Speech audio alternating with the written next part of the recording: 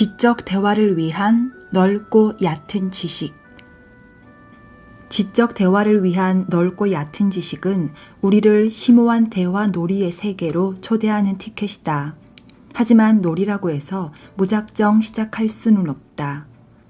성인들의 대화 놀이에 참여하기 위해서는 기본적인 자격증이 필요하다. 그 자격증은 최소한의 지식이다. 세계에 대한 넓고 얕은 지식도 없이 재미있고 깊이 있는 대화를 하겠다는 건 욕심이다. 그렇다면 지적 대화를 위해서 필요한 최소한의 지식이란 무엇인가? 답부터 말하면 그것은 내가 발 딛고 사는 세계에 대한 이해다. 세계에 대해 이해하게 되면 그때서야 세계에 발 딛고 있던 나를 이해하게 된다. 그리고 깊어진 나에 대한 이해는 한층 더 깊게 세계를 이해하는 토대가 된다. 나에게 보이지 않고 숨겨져 있던 세계에 대한 이해, 이것이 지적 대화의 본질이다. 정리해보면 지적 대화를 위해서는 나와 세계를 알아야 한다. 그래서 우리는 먼저 세계부터 차근차근 여행하고자 한다. 첫 번째 단계인 일권의 줄거리는 다음과 같다. 지금 읽으면 무슨 소리인지 알 수가 없을 테니 아랫부분은 건너뛰었다가 이 책을 모두 읽은 다음 다시 읽어도 괜찮겠다. 역사 파트에서는 역사를 원시, 고대, 중세, 근대, 현대의 5단계로 나눈 다음 원시부터 근대까지의 역사와 근대부터 현대까지의 역사로 구분해서 세계 사이의 줄거리를 파악한다. 이때 세계를 설명하는 핵심 개념은 생산수단과 공급 과잉이다. 역사가 왜 이러한 경제 개념으로 해석되는지에 대한 설명은 다음 파트에서 연결된다. 경제 파트의 목표는 5가지 경제 체제를 구분하는 것이다. 구체적으로 초기 자본주의, 후기 자본주의, 신자본주의, 사회주의, 공산주의가 그것이다. 가장 기본적인 5가지 경제 체제가 시장과 정부의 관계에 의해 단순하게 정리되는 것을 확인하게 될 것이다. 경제에 대한 대략적인 이해는 이제 정치를 이해할 수 있는 기초 토대가 된다. 정치 파트에서는 2가지를 알아본다. 하나는 보수와 진보의 구분이고 다른 하나는 민주주의와 엘리트주의의 구분이다. 보수와 진보는 경제 개념과 연계된 이론적 구분 및 한국 사회와 연결된 현실적 구분으로 진행한다. 민주주의와 엘리트주의에서는 각각의 정치 결정 방식의 특징과 이것이 구체적인 현실에서 갖는 의미를 확인한다.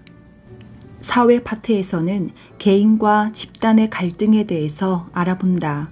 특히 개인주의와 전체주의가 근현대 역사에서 어떻게 대립했는지를 확인하게 될 것이다.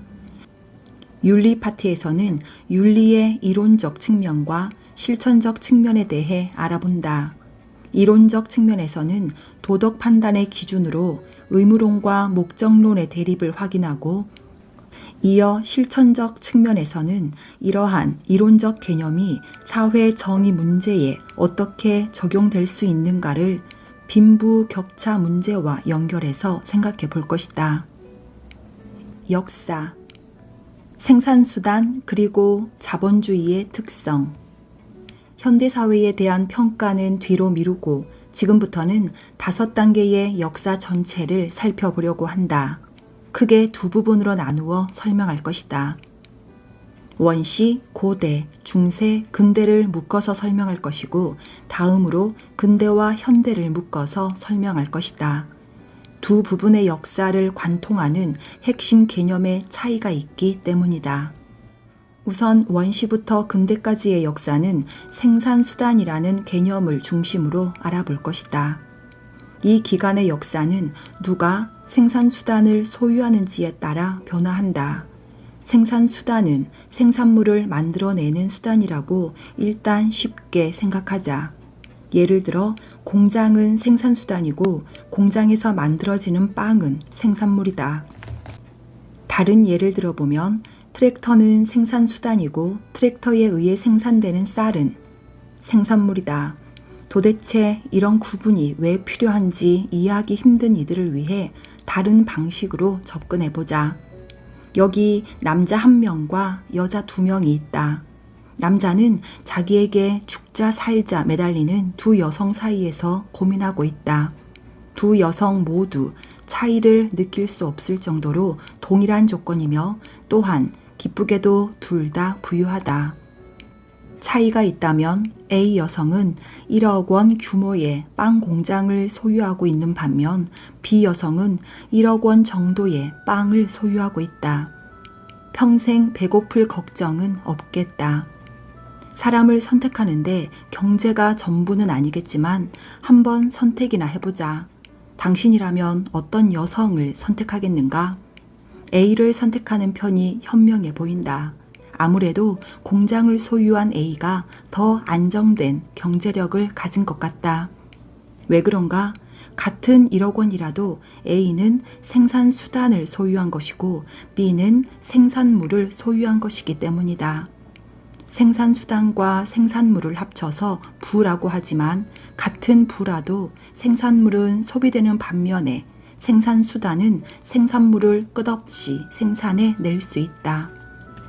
생산 수단을 소유한 사람은 경제력을 가진 것이고 경제력을 가진다는 것은 권력을 가진다는 것이다. 그래서 원시 사회부터 근대 사회까지의 역사를 구분하는데 생산 수단이라는 개념이 필요하다. 원시부터 근대까지를 누가 생산수단을 소유하는지에 따라서 구분한다는 것은 다시 말해 원시부터 근대까지를 권력의 이동에 따라 구분하겠다는 의미다.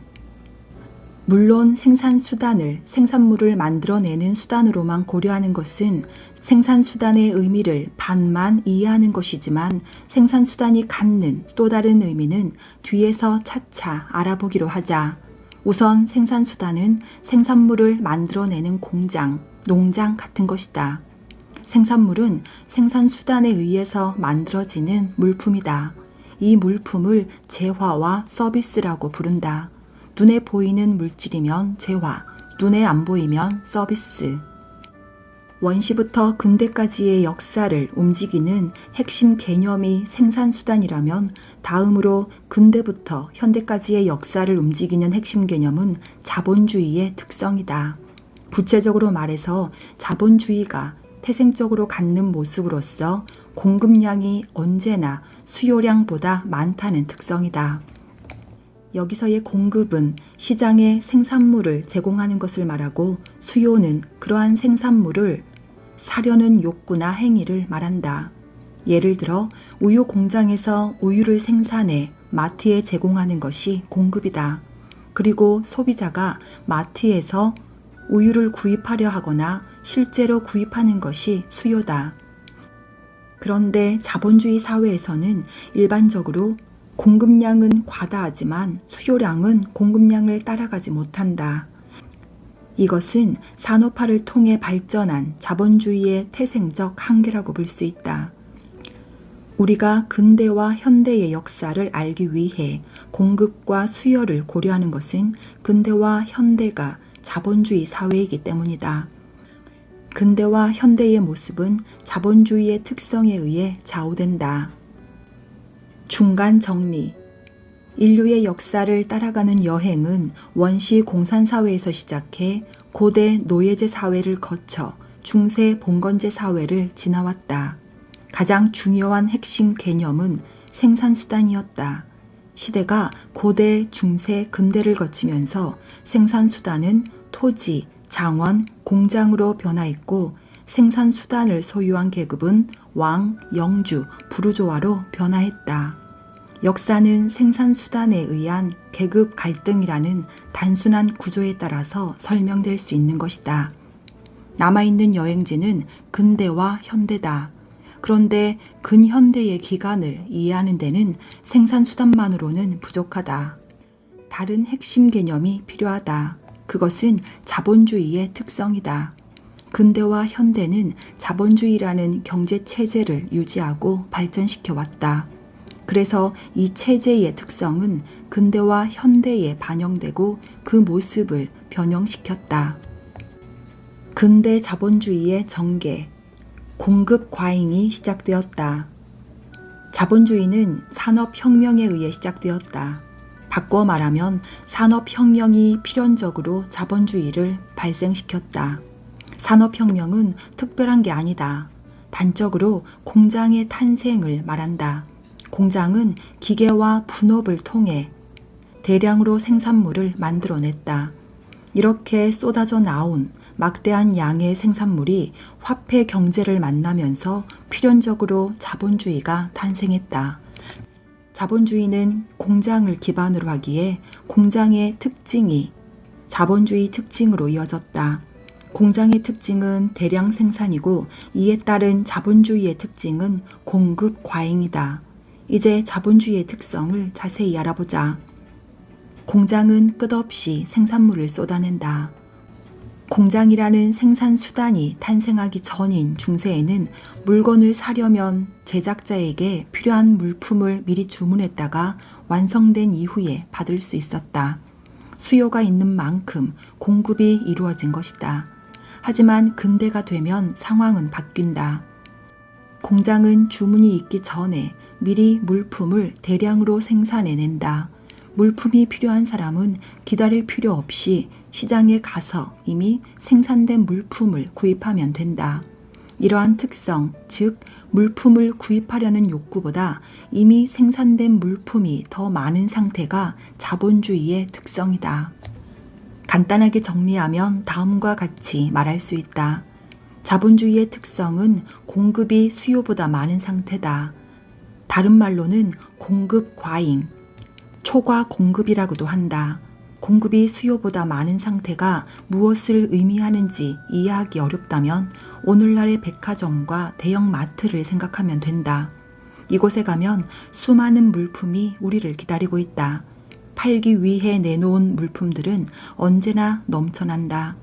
소비자가 물품이 없어 전전긍긍하는 경우는 흔하지 않다. 오죽하면 대중매체에 광고까지 해서 제발 우리 제품 좀 사달라고 끊임없이 유혹하고 설득하려 하겠는가? 자본주의 사회는 언제나 공급 과잉의 상태에 놓인다. 공급 과잉의 상태는 무엇인가 비정상적인 상태가 아니라 자본주의의 가장 일반적이고 본질적인 상태다. 이제부터 공급 과잉을 핵심 개념으로 근대와 현대의 역사가 어떻게 전개되었는지 알아볼 것이다. B를 찾아가 보자. 이제 B는 구두공장을 소유한 자본가 계급이 되었다. 노동자도 3명이나 고용했다. 그들은 C1, C2, C3다.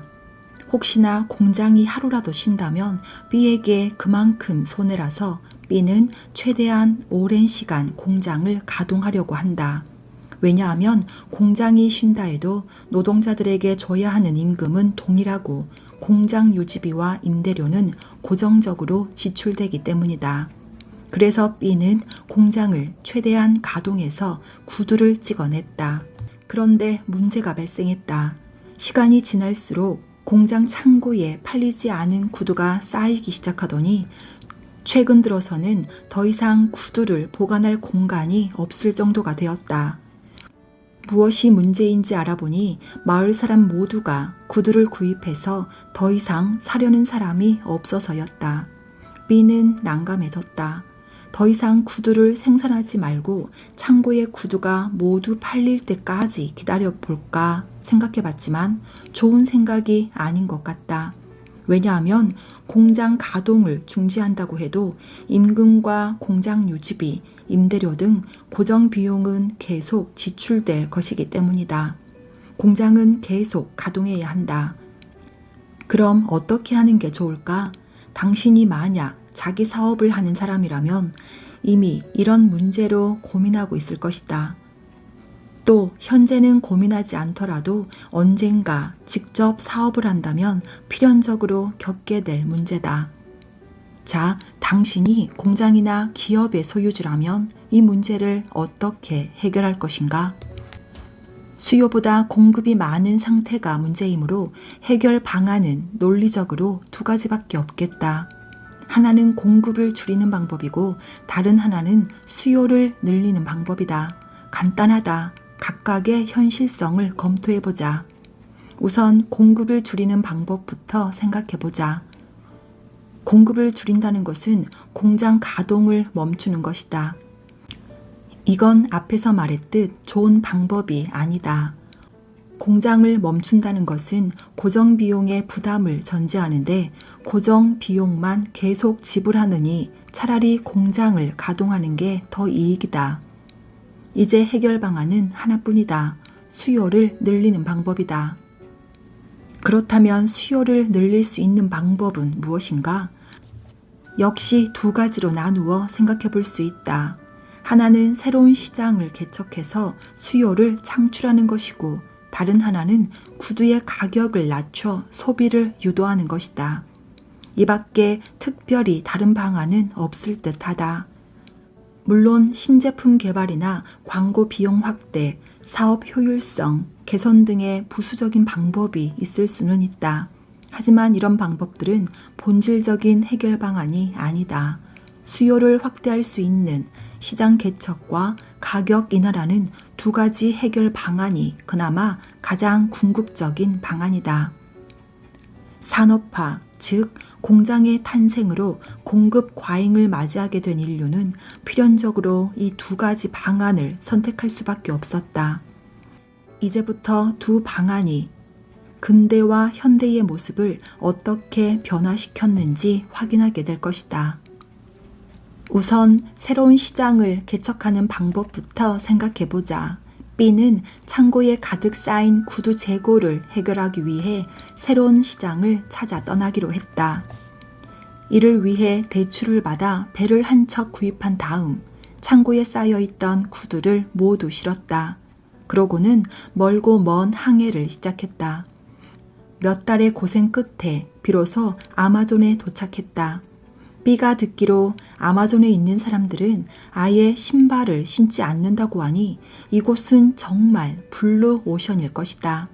배 구입 비용, 대출 이자, 인건비 등 시간과 비용이 매우 컸지만 모두 해결하고도 큰 이익이 남을 것이다.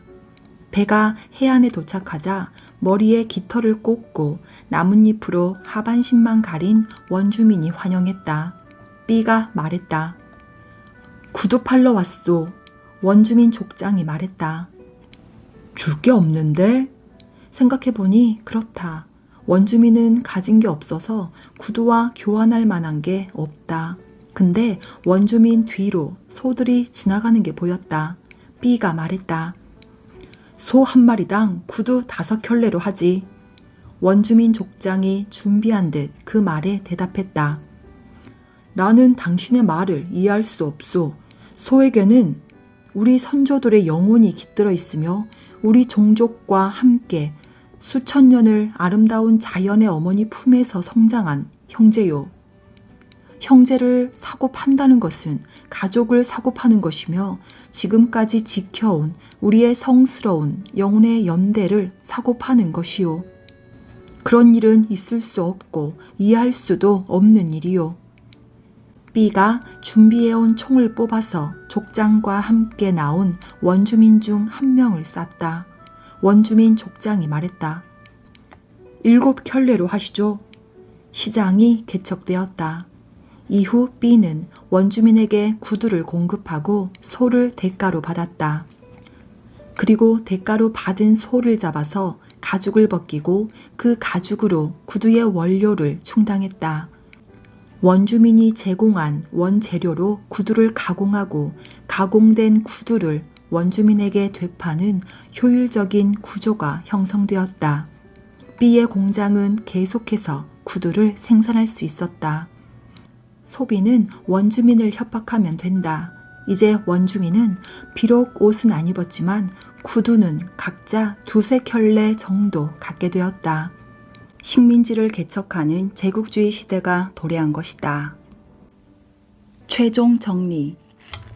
우선 원시부터 근대까지의 역사는 생산수단이라는 개념을 중심으로 변화했다.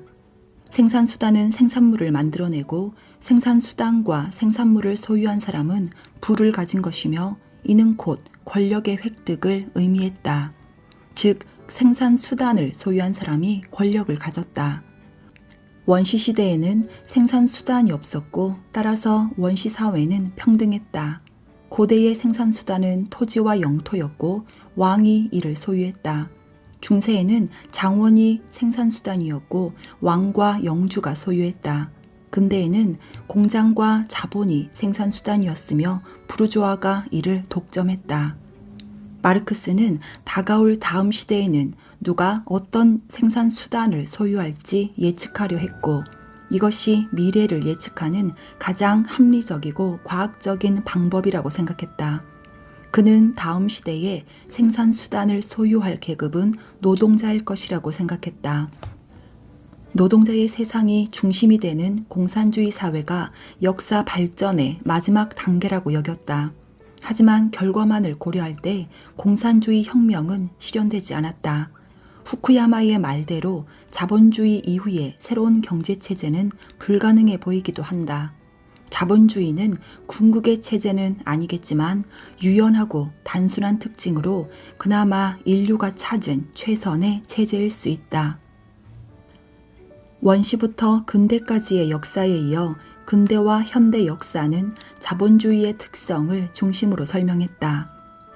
근대의 산업화는 자본주의를 낳았고 자본주의 특성이 근대와 현대의 역사를 이끌었다. 자본주의의 특성은 공급 과잉이었다. 공급량을 해소하기 위해서는 수요를 늘려야 했다. 수요를 늘리는 방법은 두 가지인데 하나는 시장을 개척하는 것이고 다른 하나는 상품의 가격을 내리는 것이다. 우선 시장을 개척하기 위해 세계는 식민지 경쟁에 뛰어들었다. 이 시기를 제국주의 시대라고 한다. 제국주의 시대는 독일이 뒤늦게 식민지 경쟁에 뛰어들면서 제1차 세계대전으로 귀결되었다. 세계대전의 표면적 원인은 오스트리아 황태자의 암살이었고 근본적 원인은 식민지 경쟁이었다. 제1차 세계대전 이후 세계시장은 안정되는 듯했지만 공급 과잉 문제가 다시 발생했다.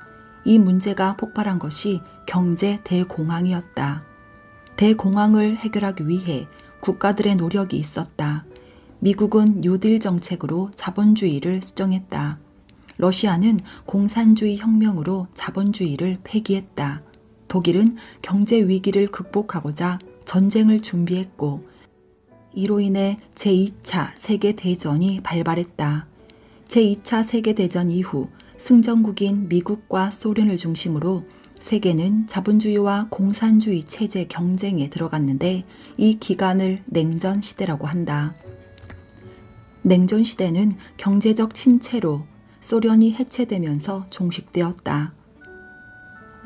냉전 이후는 자본주의가 독주하는 신자유주의 시대가 도래하여 오늘날에 이르렀다.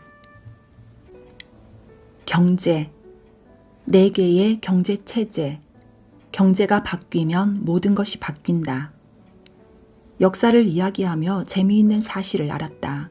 각 시대의 특징을 구분할 때 우리가 사용한 개념이 경제와 연관되어 있다는 점이다.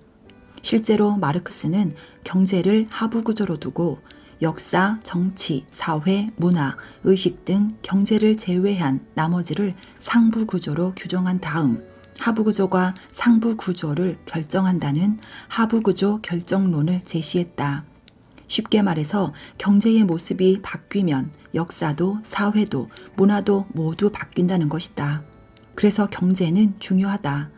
경제를 이해해야 세계의 모습을 더 정확하게 볼 수 있다. 시장의 자유와 정부의 개입. 당신은 어떤 사회를 선택하겠는가? 우선 시장과 정부가 무엇인지 그리고 이 두 개념이 어떤 관계를 맺고 있는지 알아보는 것부터 시작한다. 생각부터 매우 간단하다. 먼저 시장이란 상품의 거래가 이루어지는 모든 영역을 의미한다. 더 단순화하면 자본주의 사회에서의 시장은 사회 전체나 다름없다. 사회 안에 시장이 존재하는 것이 아니라 시장이 추상적인 사회를 가능하게 한다고도 말할 수 있다. 오늘날 시장은 사회 전체다. 이 시장 안에는 두 가지 경제 주체가 있다. 그것은 개인과 기업이다. 두 주체가 시장을 구성한다. 둘은 친하다. 그런데 이들에게 간섭하려는 세 번째 사회 주체가 있으니 그것이 정부다. 시장과 대립하는 정부는 국가의 통치 기구를 말한다. 더 구체적으로는 입법, 사법, 행정의 3권을 포함하는 통치 기구의 총칭이겠으나 이렇게 복잡한 개념으로는 그것이 시장과 맺는 관계가 분명하게 드러나지 않는다. 우리는 다만 정부의 의미를 시장에 간섭하기도 하고 간섭하지 않기도 하는 기능으로 한정해서만 사용할 것이다. 시장과 정부에 대해 알아보았으니 이제는 두 개념의 관계에 대해 알아볼 차례다. 앞서 언급한 대로 정부는 시장에 개입할 수도 있고 하지 않을 수도 있다. 그렇다면 개입이란 무엇을 말하는가? 정부의 개입 방법은 크게 세금과 규제로 나눌 수 있다. 이 중에서 우리가 앞으로 초점을 맞추려는 것은 세금이다. 정부는 세금을 통해서 시장에 개입한다. 그리고 세금의 양을 조절함으로써 시장 활동을 조율한다. 세금이 늘어나면 정부는 재정이 안정되고 이를 바탕으로 적극적으로 복지를 실현한다. 반면 세금이 줄어들면 정부의 재정은 축소되고 복지 역시 축소된다. 세금과 복지는 비례한다. 이 두 가지는 떼어놓고 생각할 수 없다. 자본주의와 공산주의. 너에게 생산수단을 허하노라.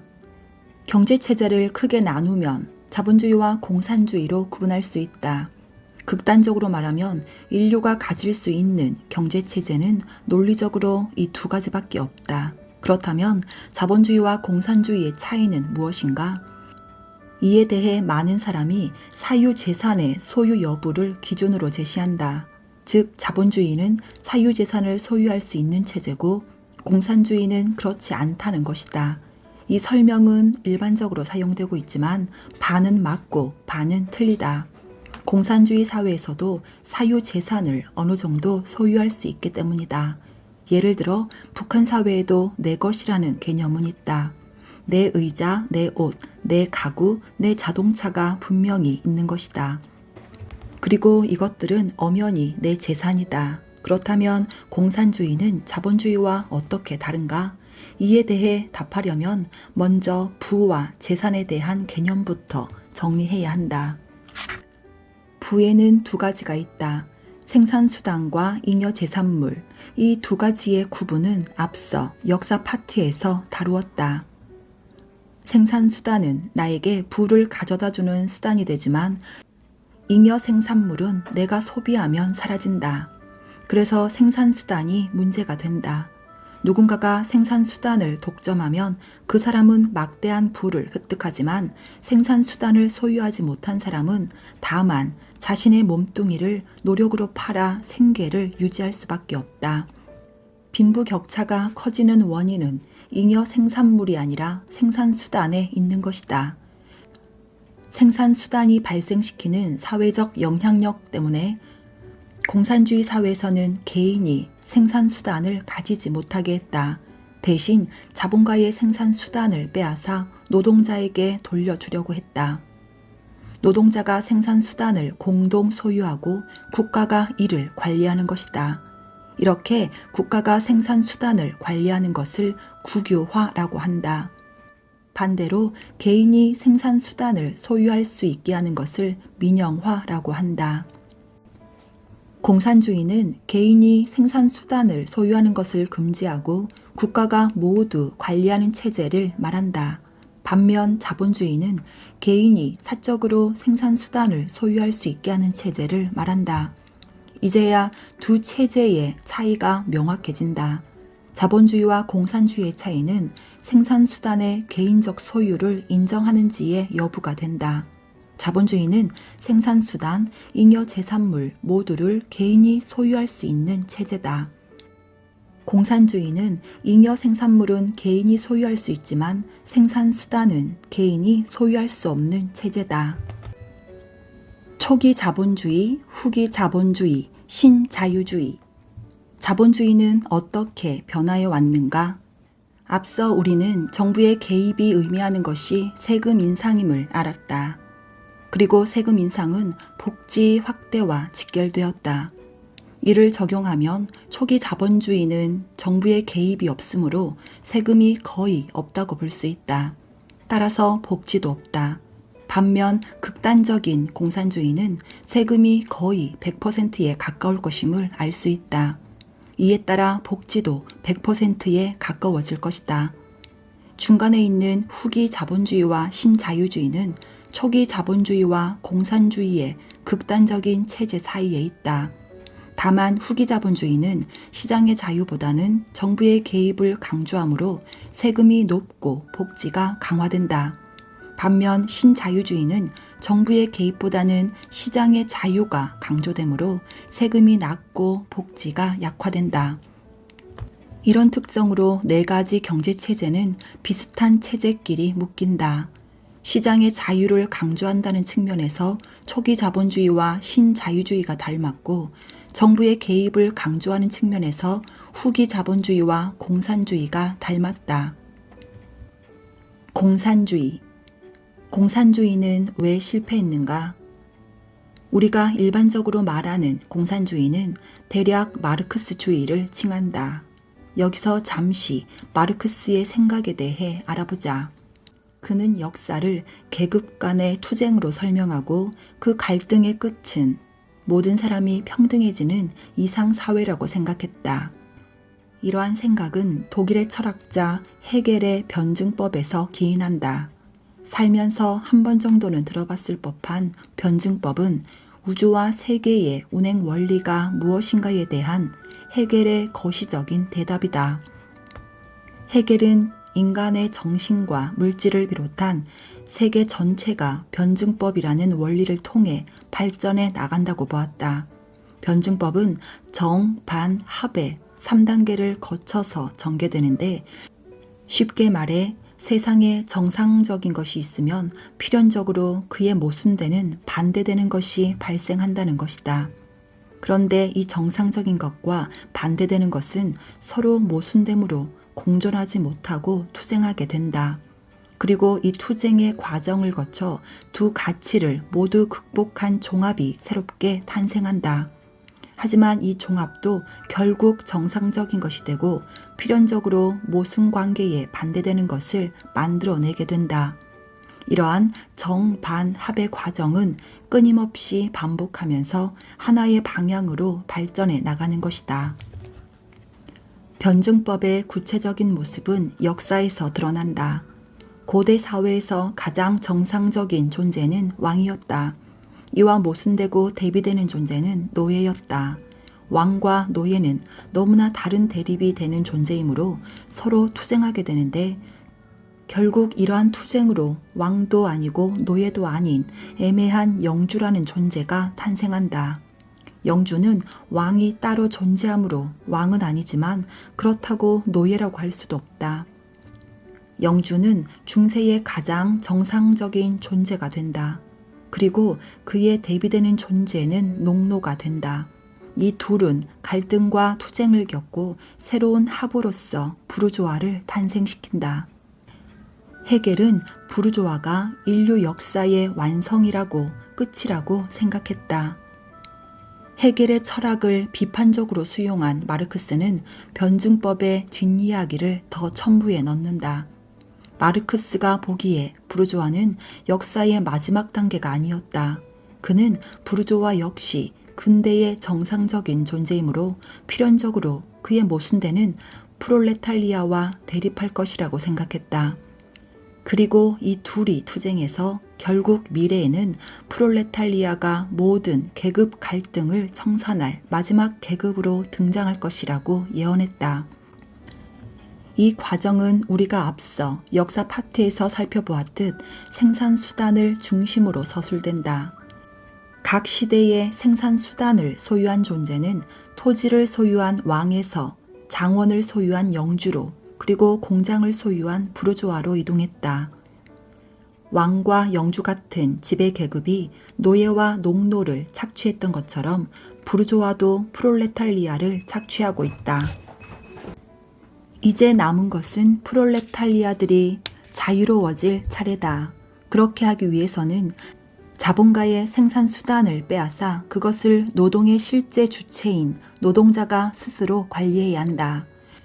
생산 수단을 특정 계급이 소유하는 것이 아니라 모든 노동자가 공동으로 소유한다면 더 이상의 권력 관계는 형성되지 않고 지배 관계도 사라진 이상적인 공산주의 사회가 탄생할 것이다. 이것이 마르크스의 생각이었다. 정리해보자. 공산주의는 쉽게 말해서 생산 수단을 노동자들이 공동으로 소유하자는 개념이다. 생산 수단을 개인이 소유할 수 없기에 모든 사람이 필연적으로 평등할 수밖에 없는 사회, 인류 역사에서 그런 사회를 만들기 위한 실험이 실제로 진행되었고 논란의 소지는 있으나 일단 실패로 끝난 듯 보인다. 실패의 원인에 대한 해석은 다양하다. 첫 번째로 인간 본성에 대한 과도한 신뢰를 근본 원인으로 지적하는 견해가 있다. 모든 사람이 평등한 사회를 추구할 것 같지만 실제로 사람들은 그러한 평등을 원하지 않는다는 것이다. 어떤 사람들은 다른 사람과의 차이를 만들기 위해 노력한다. 경제적으로나 정치적으로나 본능적으로 계급과 서열을 중시한다. 다수가 평등을 추구하는 사회라도 소수가 불평등을 추구할 때 그 사회는 평등한 관계를 유지하기 힘들다. 공산주의는 모든 사람이 평등하고 평화롭게 살고자 한다는 인간 본성에 대한 낙관적이고 불가능한 전제에서 시작했기에 실패할 수밖에 없었다는 것이다. 공산주의 붕괴에 대한 두 번째 해석은 조금 더 근본적이다. 그것은 생산수단의 국유화가 일으키는 문제점에서 찾을 수 있다. 생산수단을 개인이 소유하지 않고 공동으로 소유한다는 주장은 일견 타당해 보이지만 실제로는 가능하지 않다. 이것은 국가라는 개념이 실체라기보다는 추상적인 개념에 가깝기 때문이다. 국가라는 구체적 존재는 어디에도 없다. 국가가 도대체 어디에 있는가? 영토의 한계가 국가인가? 그건 국가의 기능과 영향력을 설명하지 못한다. 그렇다면 국회의사당이나 청와대가 국가인가? 그것도 아닐 것이다. 한 민족이 살고 있는 곳이 국가인가? 이러면 설명만으로는 부족하다. 국가라는 것은 실제로 존재하는 것이 아니라 개개인의 머릿속에 관념으로 존재한다. 그렇게 관념으로서 존재하는 국가가 생산수단을 소유할 수는 없다. 다시 말해서 국가가 생산수단을 소유한다고 해도 실제로 그것을 소유하고 결과물을 분배하는 존재는 지극히 구체적인 사람이다. 즉, 국유화된 생산수단을 관리하는 소수가 권력을 획득하게 되는 것이다. 따라서 마르크스주의가 추구하는 모든 노동자에 의한 프롤레탈리아 독재는 실현되지 않는다.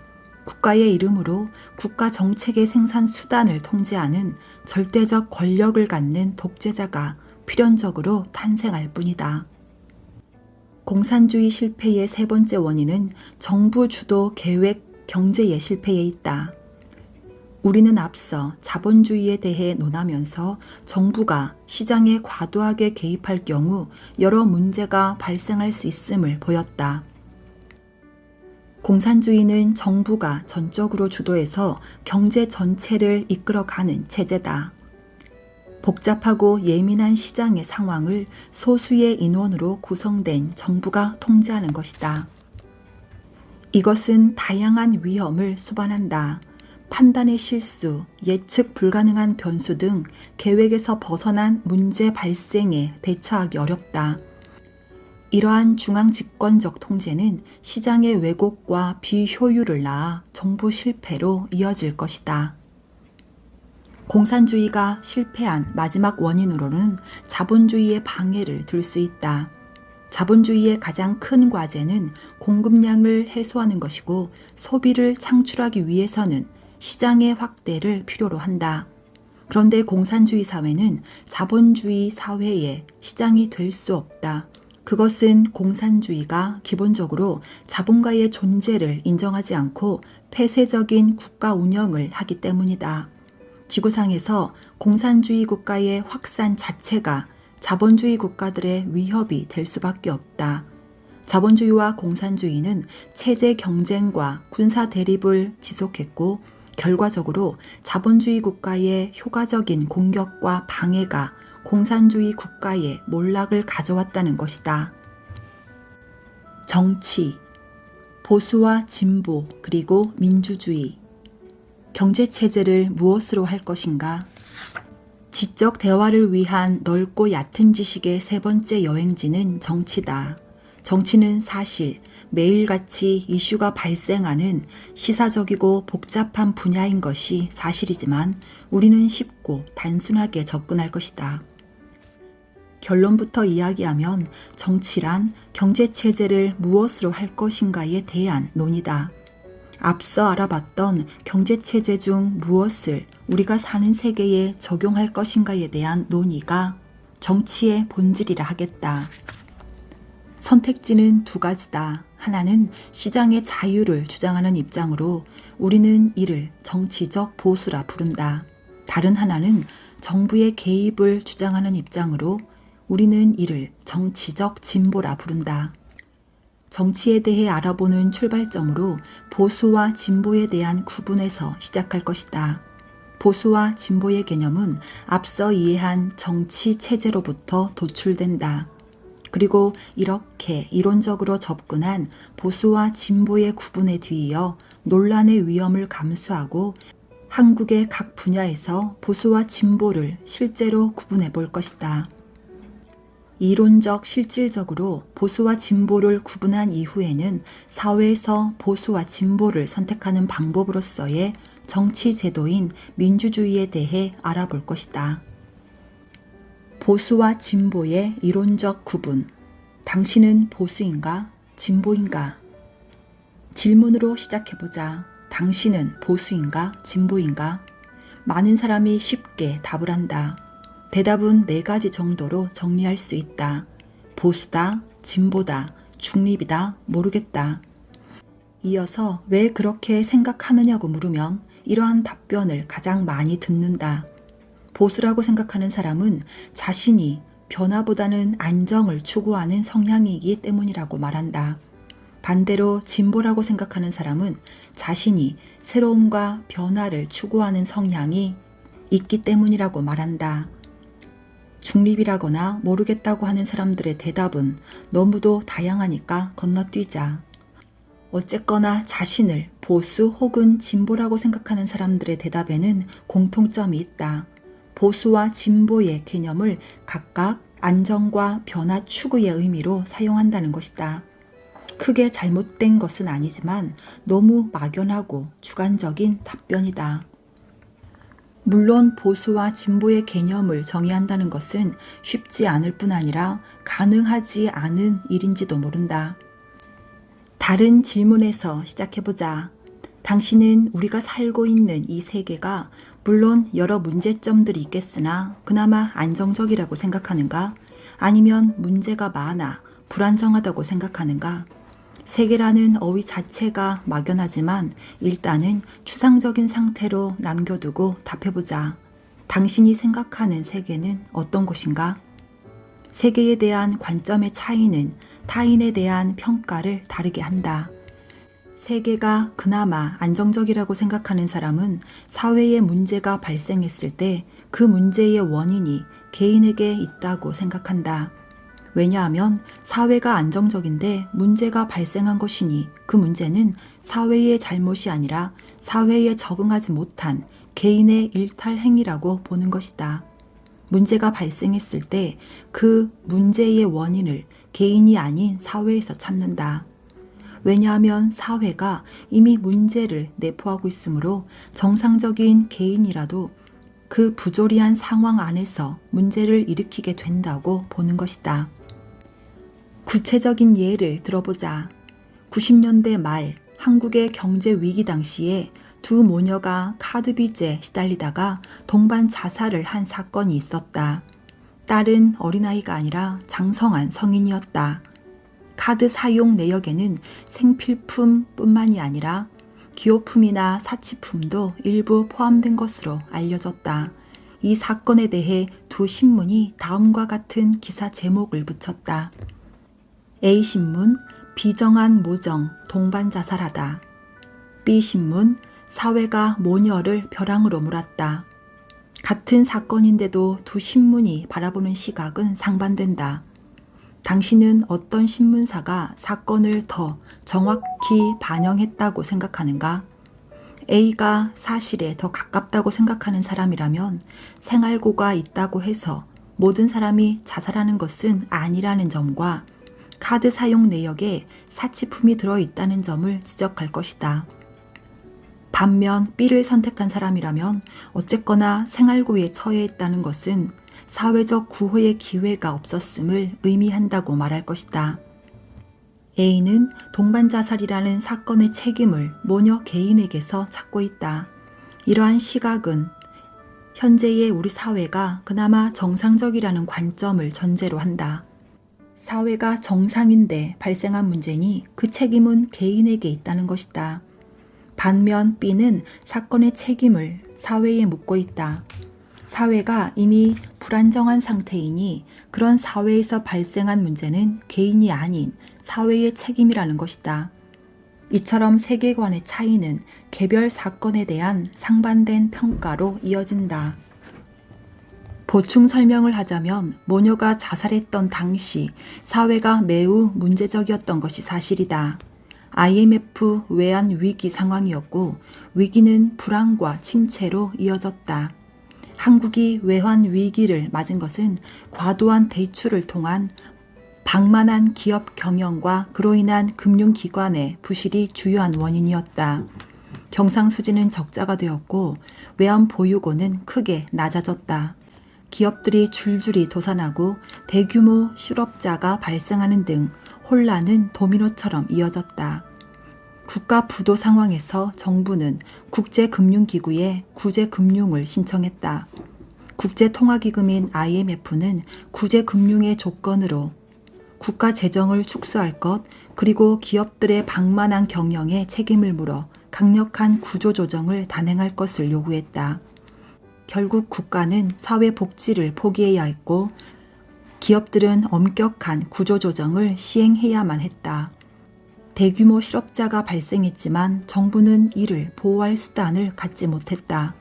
보호받지 못한 가게는 연속적으로 파산했고 실업자들은 생계를 유지하지 못하고 노숙자로 전락했다.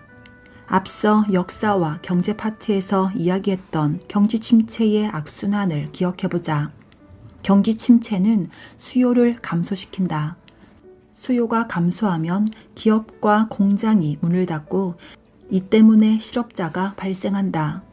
실업자는 다른 측면에서의 소비자이므로 실업자 증가는 소비 감소로 연결되어 다시 사회 전체의 수요를 감소시킨다. 이러한 악순환 속에서 경기는 더욱더 침체된다. 한국의 외환위기 당시에는 악순환의 고리를 끊는 방법이 매우 제한적이었다.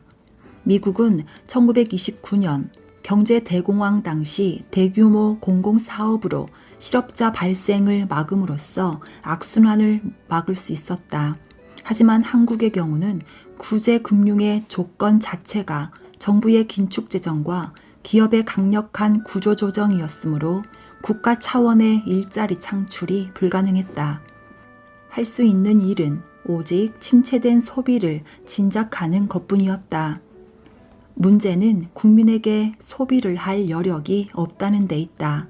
실업자와 노숙자가 대폭 증가하는 상황에서 소비 활성화는 현실적으로 어려웠다. 그래서 정부는 소비를 활성화하는 방안으로 신용카드 발급 규제를 완화하기로 했다. 사람들이 불황으로 돈이 없으니 우선은 신용카드로라도 수요를 창출하도록 유인한 것이다. 신용카드는 결국엔 빚이지만 악순환의 고리를 끊기 위해 할 수 있는 최선의 방법이었다. 실제로 발급 규제가 완화되어 신용 상태가 좋지 않은 사람들도 쉽게 신용카드를 만들 수 있게 되었다. 사람들은 쉽게 발급받을 수 있는 많은 카드를 이용해 소비를 시작했다. 이것은 가시적인 소비 회복으로 이어졌고 시장을 되살리는데 어느 정도의 역할을 수행했다. 하지만 모든 사람이 절제력을 갖고 자신을 완벽히 통제할 수 있는 것은 아니다. 빚이라는 것을 알면서도 신용카드 사용을 장려하는 사회적 분위기에 휩쓸려 자신의 여력보다 과도하게 소비하는 사람들이 나타났다. 이들이 빚을 갚지 못하고 파산하는 사회 문제가 발생했다. 이 사태의 본질은 무엇이라고 생각하는가? 그것은 기업의 빚이 가계의 빚으로 전가된 것이었다.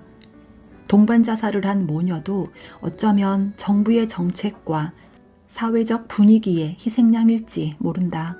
따라서 동반자살의 원인을 사회의 책임으로 보는 B의 기사는 일면 타당해 보이기도 한다.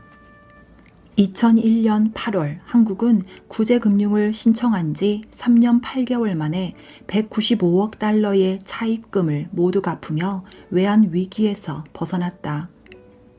그로부터 20년 가까이 지난 지금 한국은 세계 경제력 상위 10위권의 나라가 되었다. 하지만 청년 실업률은 매년 사상 최고를 경신하고 있고 양극화는 점차 심화되고 있다. 우리는 생각해 봐야 한다. 실업과 가난, 그것은 개인의 책임인가, 사회의 책임인가? 오늘 당신 삶의 구체적인 모습은 당신의 책임인가, 사회의 책임인가? 당신이 발딛고 있는 세계는 어떤 곳인가? 지금 우리는 세계를 바라보는 두 시각을 구분하고 있다. 하나의 시각은 우리가 살고 있는 이 세계가 그나마 최선이며 비교적 안정적이라는 것이다. 다른 시각은 이와 반대로 세계가 치명적인 문제를 안고 있으며 불안정하다는 것이다. 이러한 세계관의 차이는 사회에서 발생하는 문제들에 대한 평가를 다르게 함을 확인했다. 그럼 이제 질문을 바꿔보자.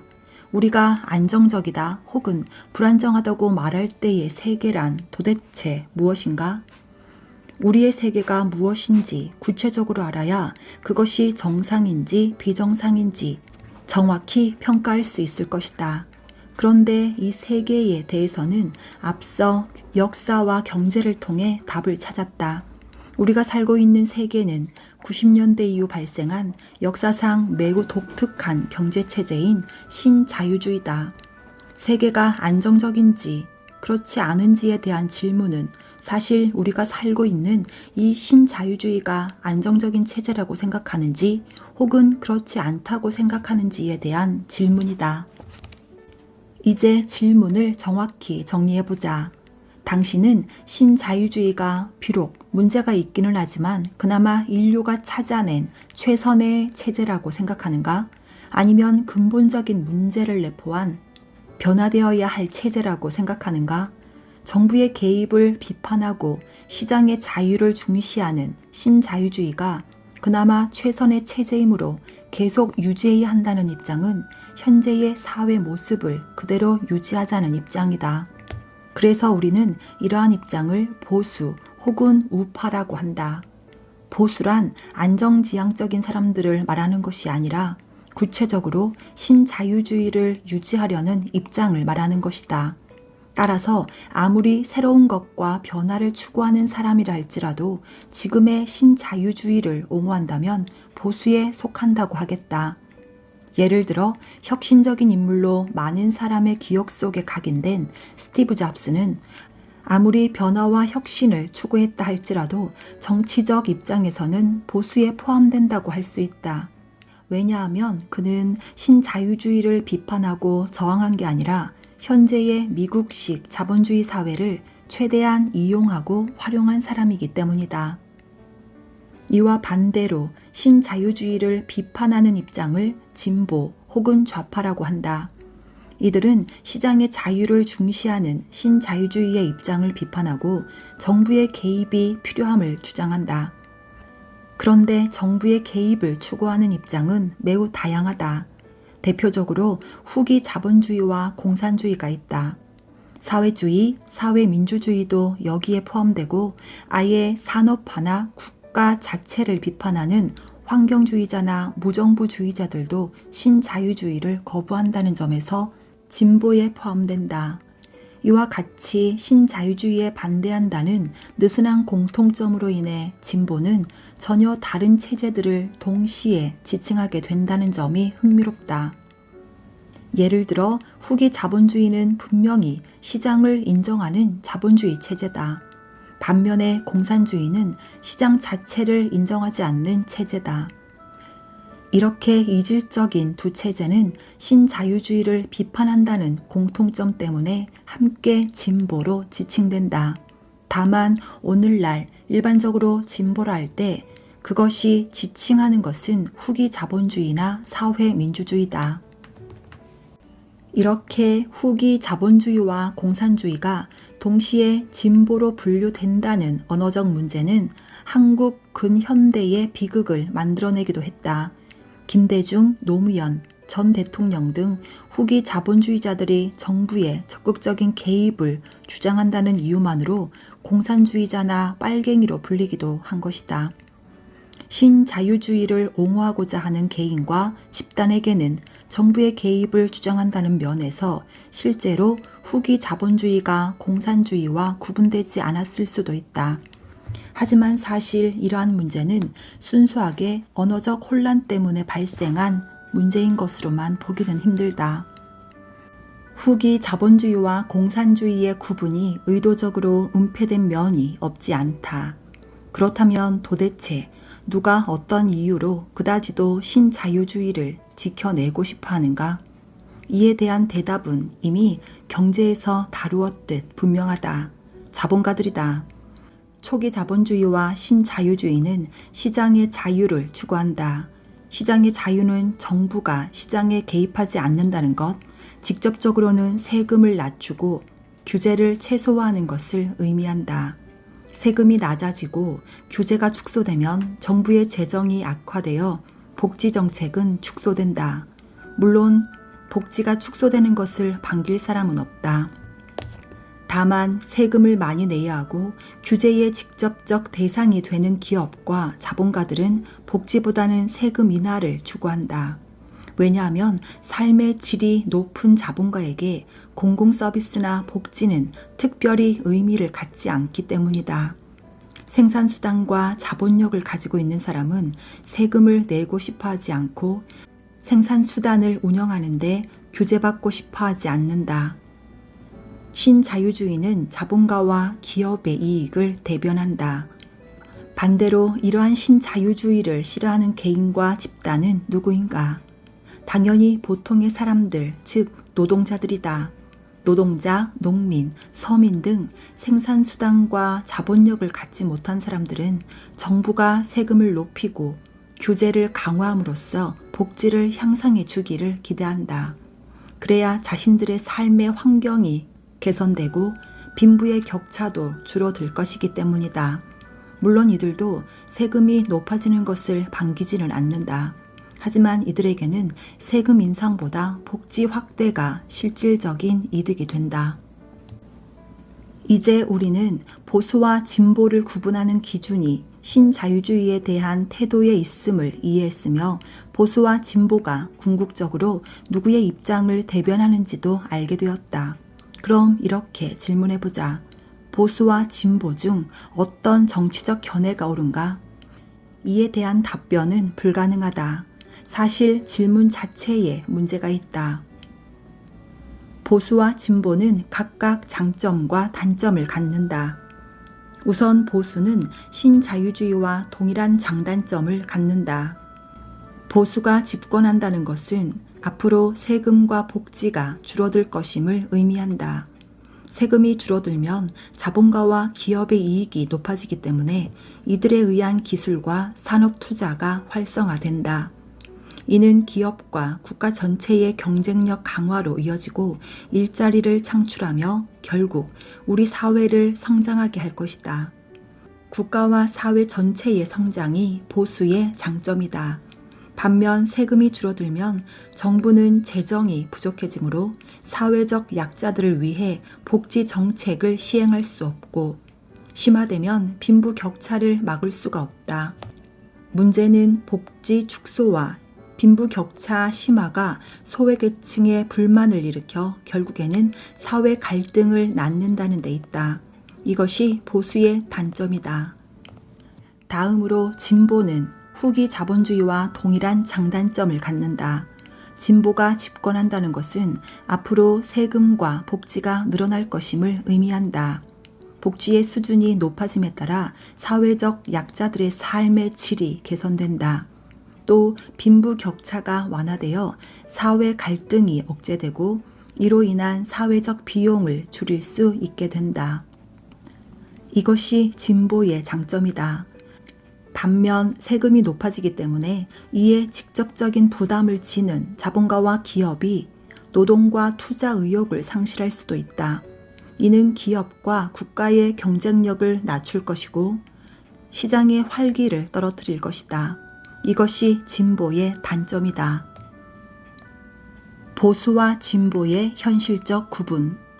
현실에서 보수와 진보는 어떻게 나타나는가? 지금까지 보수와 진보의 개념이 어떻게 구분되는지를 경제체제와 연계해 이론적 측면에서 살펴보았다.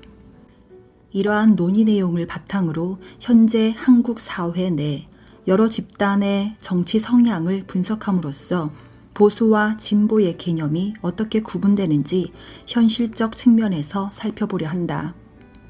지금까지의 분석은 근거를 찾기 어렵고 소란의 요지도 많은 주관적 분석이 될 것이다.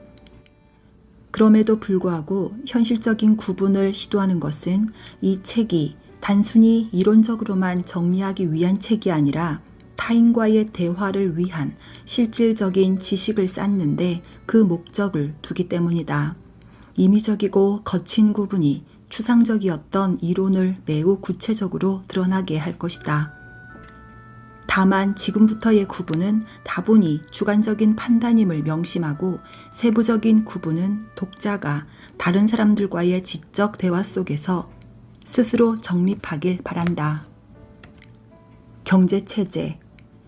보수와 진보의 궁극적인 차이는 세금과 연결되어 있다. 보수는 세금을 낮추고 복지도 줄이려는 방향성을 갖는다. 이들은 시장의 자유를 추구한다. 이러한 경제적 입장이 초기 자본주의, 신자유주의다. 반면 진보는 점진적으로 세금을 올리고 복지를 늘리려는 방향성을 갖는다. 이들은 정부의 개입을 중시하는데 사회주의와 공산주의가 이에 해당한다. 극단적으로 초기 자본주의는 세금이 매우 낮으므로 복지는 없다.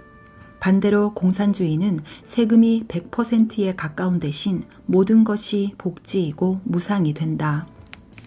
초기 자본주의와 공산주의는 너무 극단적인 까닭에 오늘날 주요하게 논쟁되지 않는다. 현대 사회에서 주로 논쟁되는 체제는 그 사이에 있는 신자유주의와 후기 자본주의 그리고 사회민주주의 정도다. 이들은 구체적으로 GDP 대비 대략 20%, 40%, 60%대의 세율을 갖는다. 전 세계의 세율을 단순 비교하는 것은 개별 국가의 세법이 복잡함을 고려할 때 오해의 소지가 있다. 다만 대략적으로 알아보면 신자유주의를 추구하는 한국, 미국, 일본의 경우 25% 내외의 세율을 유지한다. 수정 자본주의를 추구하는 영국, 프랑스, 독일의 경우에는 대략 40%, 사회민주주의를 추구하는 스웨덴, 덴마크의 경우 50에서 60% 내외의 세율을 유지한다. 정당. 이어서 한국의 정당을 보수와 진보로 구분해보자. 개별 정당의 정치 성향은 경제체제에 대한 입장과 직결된다. 보수 정당이 집권하면 모든 정책은 세금 인하에 초점이 맞춰지고 이에 따라 복지 역시 축소된다. 정부의 개입을 지양하므로 시장의 자유가 보장되고 규제도 완화된다. 이것은 기업과 자본가에게 직접적으로 이익이 된다. 따라서 자유한국당이 집권 정당이 된다는 것은 앞으로 한동안 한국 사회가 세금이나 및 규제 완화, 복지 축소, 친기업적 정책 증가라는 방향성을 가질 것임을 예측하게 한다. 보통의 노동자와 서민의 삶은 복지 감축과 빈부격차 심화로 더 팍팍해지겠지만 자본가와 기업은 이익이 증가하고 경영 환경이 개선되어 투자가 활성화될 것이다. 이에 따라 기업 주도의 경제 성장을 기대해 볼 수도 있을 것이다. 반면에 진보 정당이 집권하게 되면 모든 정책은 복지 증진에 초점이 맞춰진다. 세금은 대폭 인상되고 정부가 적극적으로 시장에 개입하여 규제를 강화한다. 이러한 정부 주도의 계획 경제와 복지 정책은 노동자, 서민, 최소 수혜자의 삶을 개선하고 빈부격차를 줄일 것이다. 반면 자본가와 기업은 세금 부담에 고통스러울 것이다. 기업은 기술 투자를 줄이거나 사업 투자를 망설일 것이다. 해외 자본의 투자는 감소하고 국내 자본은 해외로 빠져나갈 것이다. 이에 따라 국가 전체의 이익이 저하될 가능성이 있다. 그렇다면 중도를 주장하는 정당이 집권하면 어떻게 될 것인가? 더불어민주당은 보수 정당보다는 상대적으로 정부의 시장 개입과 복지 증진을 추진할 것이다. 반대로 진보 정당들에 비해서는 시장의 자유를 추구할 것이다. 이것은 한편으로는 자본가와 노동자의 요구를 적절히 조율하는 모습으로 나타날 수도 있지만 실제 현실에서는 양쪽 모두의 비판 대상이 될 가능성이 높다. 왜냐하면 제도와 정책의 결정에서 모두를 만족시키는 조율이라는 것은 불가능에 가깝고 결국 어쩔 수 없이 어느 한쪽의 이익만을 대변해야 하는 경우가 발생하기 때문이다. 이럴 경우에 중도를 표방하는 정당은 보수와 진보 진영 모두에게 거센 비난을 받고 정책의 일관성을 의심받음으로써 대중에게 외면당하기 쉬워진다.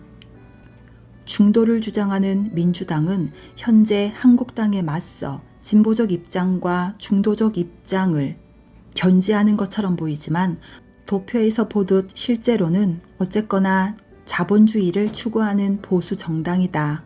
따라서 세 개의 보편적인 보수와 진보의 개념을 통해 판단하자면 민주당은 엄밀히 말해 보수 정당의 위치에 서게 된다. 한국이 전 세계에서 자유주의를 대표하는 국가인 이유가 여기에 있다. 한국의 제1정당이든 제2정당이든 어쨌거나 누가 집권을 한다 해도 한국은 여전히 자본주의 체제를 유지할 것이기 때문이다. 한국의 정당들은 쉽게 정당명을 바꾸고 심화가 극심하기 때문에 그 본질을 놓치기 쉽다. 반면 세계는 4개의 보편적이고 정통성 있는 정당으로 구분된다. 일반적으로 공화당과 민주당은 자본주의 체제를 지향하여 보수적 입장을 갖고 사회당과 공산당은 사회주의 체제를 지향하여 진보적 입장을 견지한다. 그러므로 만약 어떤 사회가 보수와 진보의 균형을 이룬 나라라고 한다면 그 나라의 선거는 민주당과 사회당의 싸움 또는 민주당과 노동당의 싸움이 될 것이다. 하지만 보수와 진보의 균형을 이루지 못한 국가에서는 한쪽으로 치우친 선거가 치러진다. 예를 들어 사회주의 국가에서는 제1당을 두고 사회당과 공산당이 경쟁하고 철저한 자본주의 국가에서는 공산당과 민주당이 경쟁한다. 한국 사회에서 한국당과 민주당이 경쟁하는 것은 한국 사회가 자본주의 사회임을 보여주는 명확한 근거가 된다. 구체적으로 말하자면 한국당이 집권당이 되건 민주당이 집권당이 되건 그 모든 정책은 사회당과 노동당이 집권하는 유럽 사회처럼 급진적이거나 진보적이지 않을 것이다. 결과적으로 한국당과 민주당이 경쟁하는 한국 사회는 어찌되었건 자본가와 기업의 이익이 대변되는 사회이며 복지 수준이 저조하고 빈부격차가 심화된 국가일 수밖에 없다.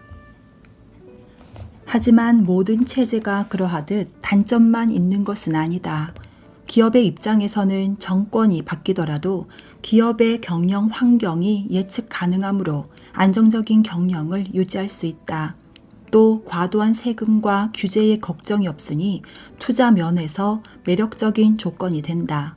이런 보수적인 정치 현실을 바탕으로 한국의 기업들은 빠르게 성장할 수 있었던 것이다. 비리와 부패의 문제가 아니라 이론적이고 이념적인 측면에서라면 선한 정당도 악한 정당도 없다. 각 정당은 우리 사회의 특정 계층의 입장을 대변할 뿐이다. 보수 정당들이 자본가와 기업의 이익을 대변한다고 비난할 일은 아니다. 마찬가지로 진보 정당들이 서민과 노동자의 이익을 대변한다고 비난할 필요도 없다. 욕먹고 비난받아야 하는 사람들은 정치인이나 정당이 아니라 어떤 정당이 자신을 대변하는지 모르고 투표를 하는 사람들이다. 언론과 방송.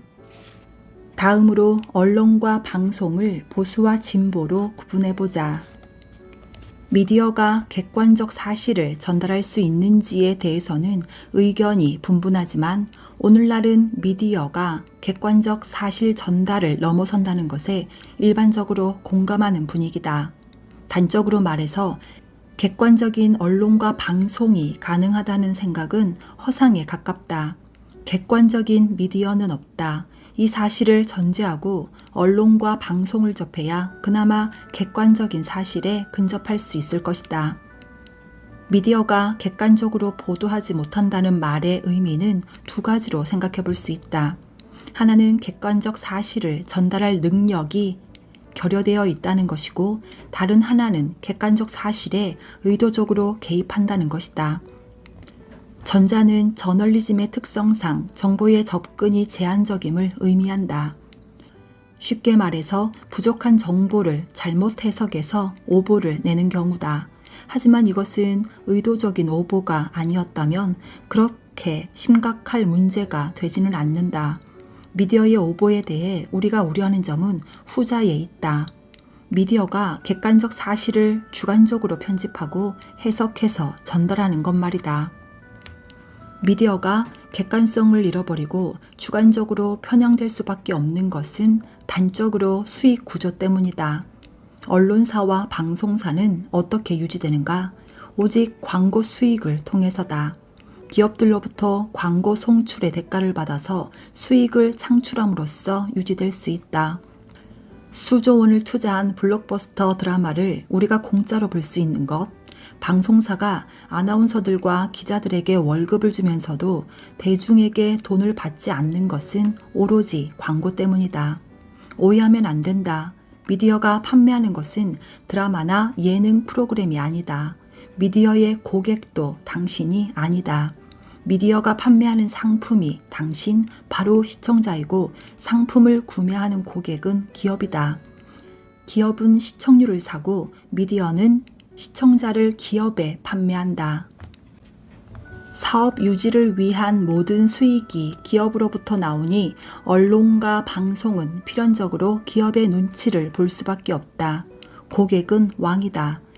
특히 거대한 재벌그룹은 언론사와 방송사의 가장 중요한 고객이다.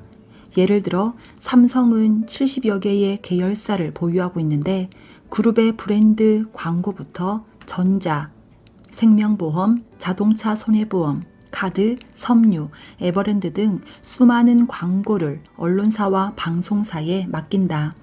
재벌그룹 계열사들의 광고는 언론사와 방송사의 생존에 직결되어 있다. 그런 까닭에 언론과 방송이 재벌그룹의 이익에 반대되는 입장이나 비판적인 내용을 보도하기는 현실적으로 어렵다. 재벌그룹의 비리와 문제점을 들췄다가는 광고 수주는 물 건너간 일이 될 것이다.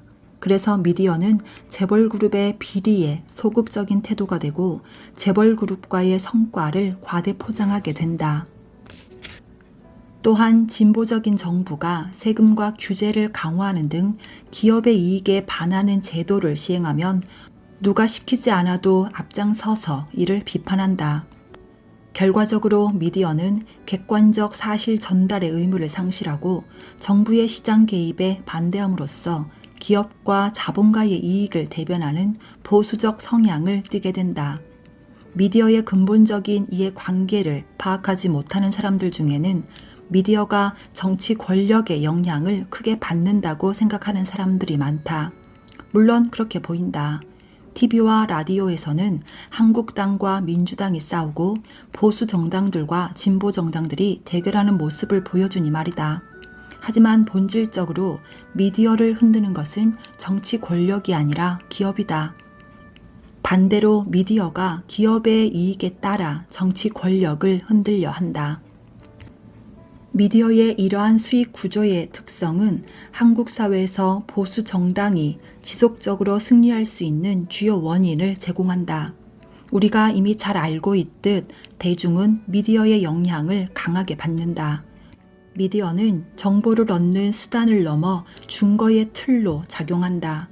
자신의 권리와 이익을 대변하는 정당을 선택하는데 신중하지 않은 대중은 미디어에서 보여주는 이미지를 토대로 선호 정당을 결정한다. 미디어에 나타나는 정치인의 외모, 편집된 말, 전문가의 평가를 사실로 받아들이고 신뢰한다. 미디어의 수익 구조가 근본적인 문제라면 진보적인 언론과 방송은 정말 불가능한 것인가? 사실 그렇게 볼 수 있다. 언론과 방송이 진보 성향을 띠려면 우선 수익 구조가 재벌그룹에 의한 광고비로부터 자유로워야 한다. 하지만 대형 미디어가 수익 없이 유지되는 것은 현실적으로 불가능에 가깝다. 그 대신 운영 규모가 작은 소규모의 미디어는 진보 성향을 유지할 수 있다. 대표적인 예가 인터넷이 발달하며 등장한 인터넷 언론들이다. 다양한 인터넷 언론들은 기존 언론과 방송에 비해 운영 부담이 적다. 비용이 필요한 물질적 매체를 사용하지 않기 때문이다. 그래서 재벌그룹이나 대기업의 영향력에서 비교적 자유로울 수 있고 진보적인 견해를 유지할 수 있다. 다음으로 방송사의 경우 분명한 정치 성향을 갖는 곳은 조선, 중앙, 동아를 기반으로 하는 종합 편성 채널 정도다. 이 중 JTBC는 최근 다른 종합 편성들과 달리 비교적 진보적 목소리를 반영하고 있으나 기업과 노동자의 이익 충돌에서 누구의 이익을 대변하는가라는 거시적 관점에 근거한다면 보수적 성향으로 분류하는 것이 적합하다. 공중파 채널의 경우 직접적으로 정치 성향을 밝히지 않으므로 방송의 전반적인 논조, 프로그램의 편성과 배치, 프로그램마다의 미세한 편집 방식을 통해 판단해야 한다. MBC는 일반적으로 오랜 시간 다른 공중파에 비해 진보적 성향을 띄어온 것으로 알려졌다. 반면 SBS는 상대적으로 보수적 성향을 갖는다. 연예와 오락 중심의 방송으로 인식되는 SBS를 보수적 성향으로 판단할 수 있는 근거는 세계관에서 찾을 수 있다. 우리는 앞서 보수와 진보의 구분 기준으로서 세계관에 대해 알아보면서 보수는 현재의 체제와 상태를 유지하려는 세계관을 가진다는 것을 확인했다. SBS가 연예와 오락 중심으로 방송을 편성할 수 있다는 것은 지금을 그나마 안정된 세계라고 전제하고 있기 때문이다. 비정치적 성향이란 존재하지 않는다. 현실의 문제를 집요하게 파헤치지 않는 것, 정치적 사안의 심각성을 강조하지 않는 것은 중립이나 비정치적 성향이 아니라 현실의 문제에 구조적으로 접근하지 않는 보수적 세계관이다. 날카로운 풍자와 시사가 배제된 예능은 대중의 말초적인 재미에만 초점을 맞춤으로써 실제의 현실에서 눈을 돌리게 만드는 정치 행위와 같다고 할 수 있다. 민주주의. 민주주의는 어떻게 독재를 탄생시키는가? 정치 견해로서의 보수와 진보를 알아보았다. 이제 궁금한 건 이것이다. 우리 사회가 보수와 진보 중 어떤 이념의 방향을 따르도록 만들어야 할 것인가? 정답은 없다. 개인의 경제 상황과 신념에 따라 개인이 선택하면 될 것이다. 우리가 이야기해 보려는 것은 하나의 사회를 보수 혹은 진보로 만드는 방법에 대한 것이다. 이제부터 보수와 진보를 결정하는 방법으로서의 민주주의에 대해 알아보려고 한다. 우선 이렇게 묻자. 민주주의가 무엇인가? 이 질문에 대해 많은 사람이 쉽게 답한다. 민주주의는 민중이 주인인 정치 체제라고 말이다. 옳은 답변이다. 그렇다면 민주주의의 반대말은 무엇인가? 이 질문에 대해서는 답변이 다양하다. 그 중에 가장 많이 나오는 답변이 공산주의다. 아무래도 한국인의 마음속에는 북한이라는 절대적 타자가 뿌리 깊게 거주하고 있는 듯하다. 민주주의의 반대말이 공산주의라는 생각은 기본적으로 다음과 같은 사고 절차를 거쳐 도출된 것이다. 민주주의의 반대말이 뭐냐고? 민주주의는 우리인데, 그런데 우리는 남한이고, 그럼 반대말은 북한이겠네? 북한의 체제는 공산주의니까 민주주의의 반대말은 공산주의다. 정말로 이와 같이 생각했는지 아닌지 확인할 길은 없지만 어쨌거나 안타깝게도 북한 역시 민주주의다. 북한의 정식 명칭은 조선민주주의 인민공화국이다. 실제로 그들이 민주주의인가 아닌가는 여기서 논하지 말자. 우선은 그들 스스로가 추구하는 정치 체제는 민주주의라니까 그런가 보다 하고 넘어가는 것이 좋겠다. 그렇다면 다시 묻자. 민주주의의 반대말은 무엇인가? 답부터 말하면 독재와 엘리트주의다. 공산주의의 반대말은? 그것은 앞서 논의한 대로 자본주의다. 민주주의, 독재주의, 엘리트주의, 자본주의, 공산주의, 무슨 주의가 이리도 많은가 싶겠지만 차근차근 구분해보자. 민주주의와 엘리트주의는 정치체제에서 대립되는 개념이고 자본주의와 공산주의는 경제체제에서 대립되는 개념이다. 우리가 알아보고자 하는 것은 정치체제의 두 측면인 민주주의와 엘리트주의를 구분하는 것이다. 결론부터 말하자면 민주주의는 다수에 의해 의사가 결정되는 정치 방식이고 엘리트주의 혹은 독재주의는 소수에 의해 의사가 결정되는 정치 방식이다. 즉, 두 체제의 차이는 의사 결정에 참여하는 주체의 수에 있다. 어떤 의사 결정 방식이 더 좋은가? 당연히 독재주의는 악이고 민주주의는 선이라고 생각하는가? 사실 어떤 정치 체제가 더 좋은가라는 질문은 적절하지 않다. 물론 민주주의는 오늘날 대부분의 국가가 채택하고 있는 검증된 정치 체제이고 특히 한국의 경우에는 많은 이의 희생을 대가로 얻은 값진 결과물이다. 하지만 이론적인 측면에서 볼 때 특정 정치 체제는 선이고 다른 정치 체제는 악이라고 단정 지을 수는 없다. 우리가 앞서 경제에 대해 논하며 경제체제는 선과 악의 문제가 아니라 합리적 선택의 문제라고 했던 것과 마찬가지로 민주주의와 엘리트주의 역시 어느 쪽도 완벽할 수 없으며 둘 다 장단점을 가진 불완전한 체제라고 할 수 있다. 우리는 각각의 장단점을 고려해서 각 체제의 특성을 이해해 보려고 한다. 민주주의의 장점과 단점을 알아보기 전에 우선 개념을 정리해야 할 부분이 있다. 현대 민주주의는 대의제의 형태를 띠고 있다. 모든 시민이 정치에 직접 참여하는 것이 아니라 정치 전문가 집단이 시민의 의견을 대리해서 결정하는 것이다. 그러면 대의제는 민주주의인가 변형된 엘리트주의인가? 이에 대해서는 지금까지도 논쟁 중이지만 우리는 우선 대의제도 민주주의에 포함하려 한다. 엘리트주의 혹은 독재주의는 권력의 근거를 자기 스스로에게 찾는 반면 대의제는 권력의 근거가 시민, 대중에게 있기 때문이다. 대의원들의 의사가 시민의 입장을 반영하지 못하고 괴리될 때가 있는 것이 사실이지만 어쨌거나 그들에게 권한을 부여해 준 것은 시민이다. 의사결정 권한을 가진 사람의 수에 따라서 다음과 같이 정리할 수 있다.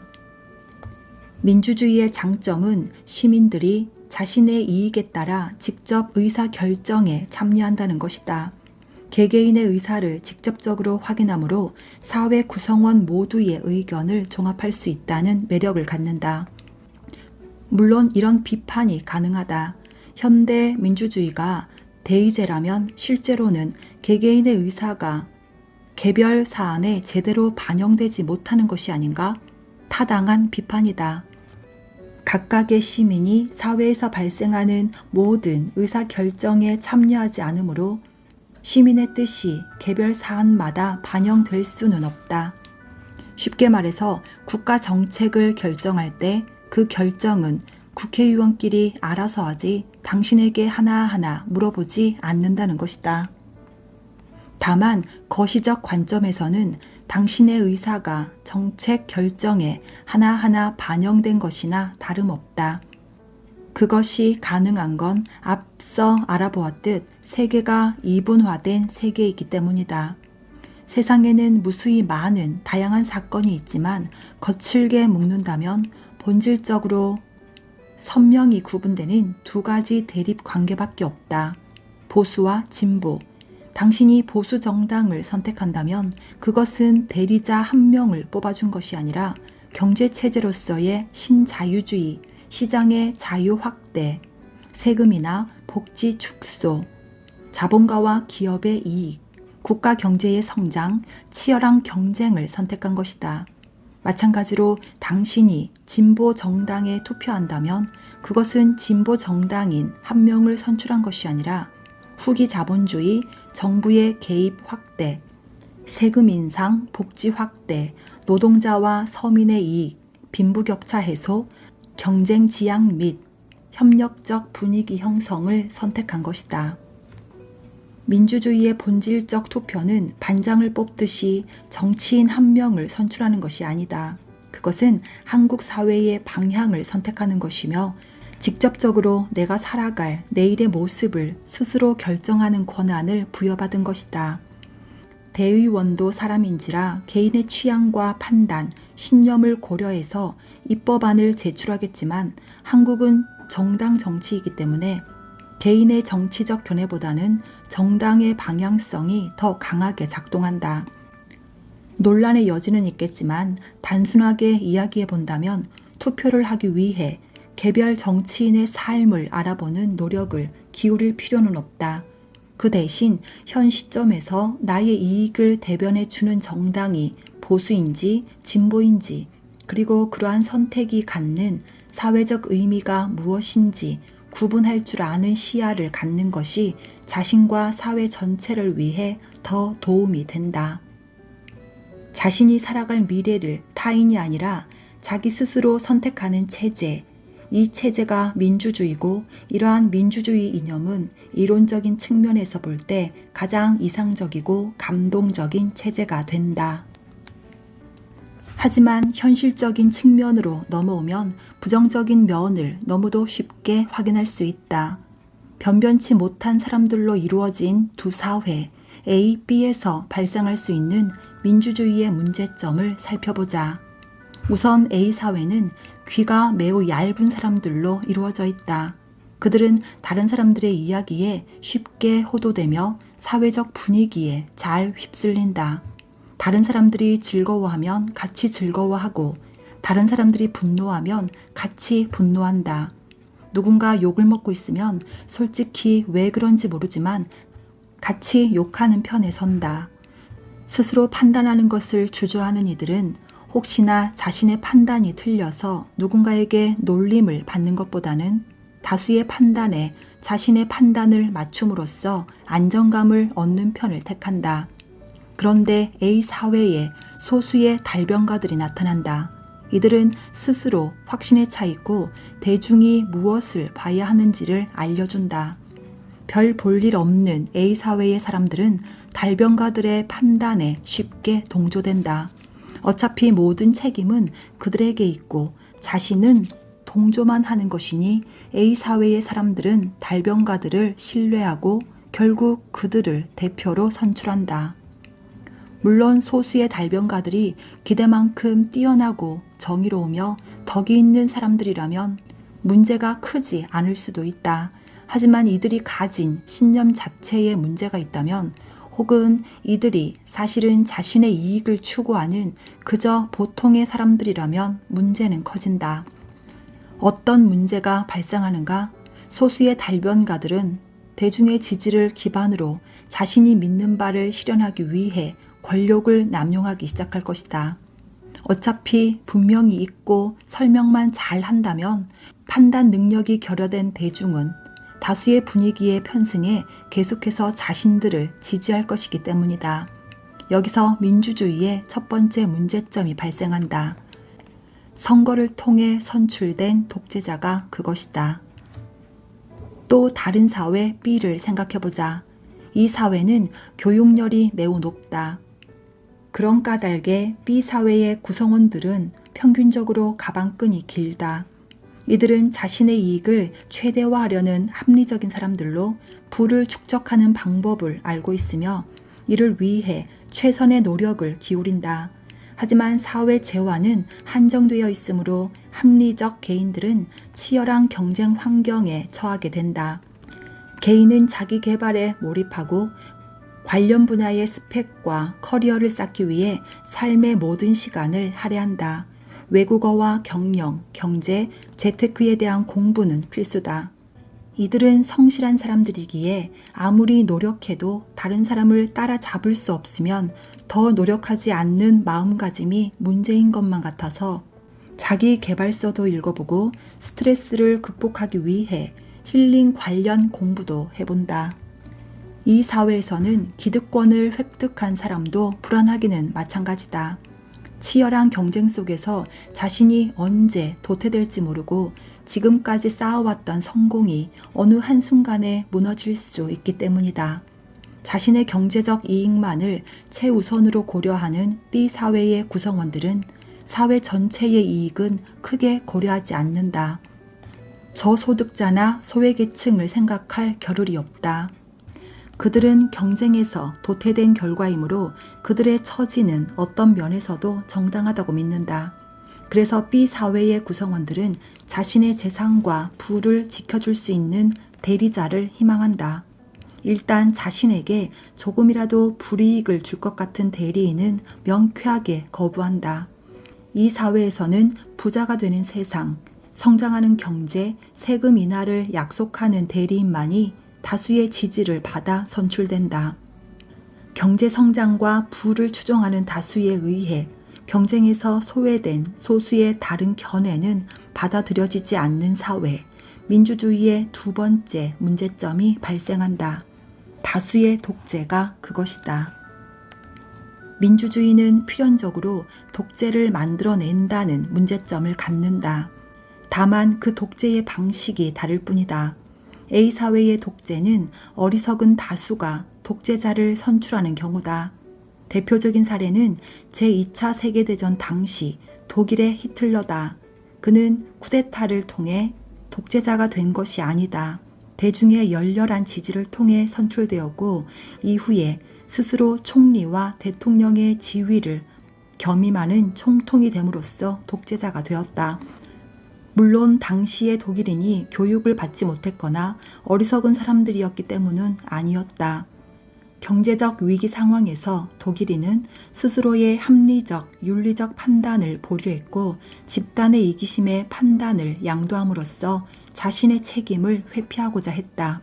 그들은 대중 전체라는 분위기에 숨어 암묵적으로 독재자의 탄생에 동조했던 것이다. 반면 B 사회의 독재는 독재자에 의한 독재가 아니라 다수에 의한 독재의 상황이다. B 사회에서 자신의 경제적 이익만을 추구하는 개인들은 하나의 정치 세력처럼 행동한다. 경제 성장과 발전 외에 정치 담론은 거부하고 세금 인하나 규제 완화처럼 단기적이고 직접적인 이익만을 추구하는 것이다. 여기에서 소수에게 발생하는 인권 침해나 권리 박탈은 고려되지 않는다. 반대로 소외된 소수의 권리를 주장하는 사람이 등장하면 그 사람은 세상 물정을 모르는 사람이거나 다른 의도를 가진 위선자로 치부된다. B 사회처럼 물질적 가치를 최우선으로 고려하는 다수의 개인은 물질적 가치를 최우선으로 고려하는 독재 정부를 낳는다. 그리고 이 사회는 다시 물질적 가치를 최우선으로 고려하는 개인을 키워낸다. 이 연결고리를 끊는 것이 불가능하진 않겠지만 오랜 시간이 걸릴 것임은 비교적 분명해 보인다. 영국인이 중산층의 기준으로 자기 주장과 신념을 가질 것, 약자를 돕고 강자에 저항할 것, 페어플레이를 하고 부정과 불법을 거부할 것을 제시한 반면 한국인은 부채 없는 30평대 아파트, 월 급여 500만 원, 중형차 이상 소유를 제시한 것은 잘 알려져 있다. 당신이 경제적 성공을 인생의 최대 가치로 삼고 있는 것은 어쩌면 당신의 욕망 때문이 아니라 우리의 정치 문제일 수도 있다. 아이러니하게도 독재가 발생할 수 있다는 문제점은 다수결이라는 민주주의 형식적 측면만을 고려할 때 거의 필연적으로 보인다. 따라서 민주주의의 문제점이 발생하지 않게 하기 위해서는 형식적 측면과 동시에 내용적 측면이 보장되어야 한다. 민주주의는 단순히 형식적 다수결을 의미하는 것이 아니라 민주주의의 정신이라는 내용적 측면까지 함께 고려되어야 하는 것이다. 다양한 의견 수렴 과정과 공정한 절차가 보장되고 각 구성원이 소수의 의견에 귀 기울이는 관용의 태도가 전제되어야만 이상적인 형태의 민주주의가 비로소 가능할 것이다.